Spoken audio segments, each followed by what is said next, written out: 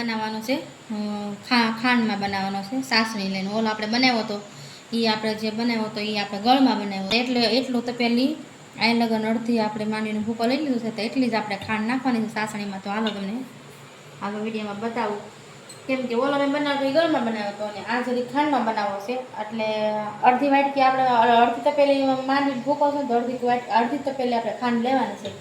તો હાલ આપણે માપ કાઢી લઈએ. તો જો આપણે જેટલો ભૂકો હતો એટલી જ આપણે ખાંડ લઈ લીધી. હાલો આપણે સાસણી લઈ લઈએ. હાલો તો જો આપણે ખાંડ લઈ લીધી છે.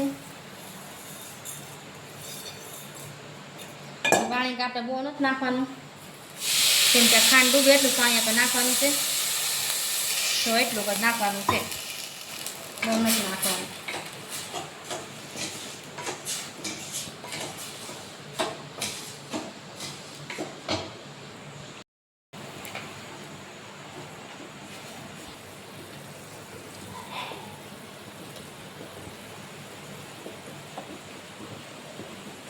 હાલો સાસણી આપણે લેવાનું ચાલુ કરી દીધું છે.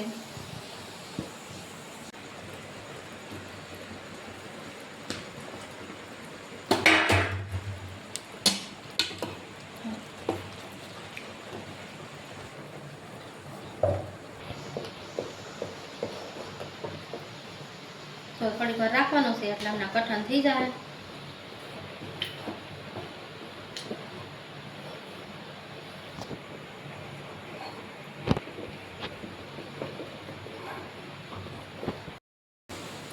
ચાલો થઈ ગયો, આપણે થાળીમાં ઢાળી દઈએ.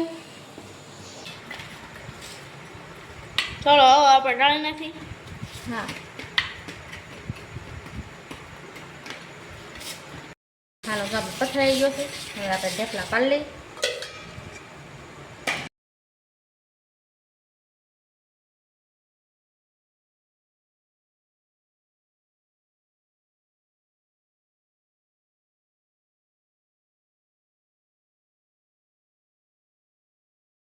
જો આપણે ગરમ ગરમ છે તાર ઢેફલી આપણે અસલ પડી ગઈ. પછી હવે તમને ઠરી જાય ને સુકાઈ જાય ને પછી તમને બતાવશું કે આપણા ઢેફલા કેવા સરસ થાય. હાલો હવે આપણે આને ઠરવા દેવું પડશે, ગરમ ગરમ છે એટલે. એકદમ જાડી થબલી હો, રીખાય નહીં. અસલ મસ્તીની બની છે. હજી તો અસલ બનશે, ઠરી જાય પછી. હજી તો ગરમ છે.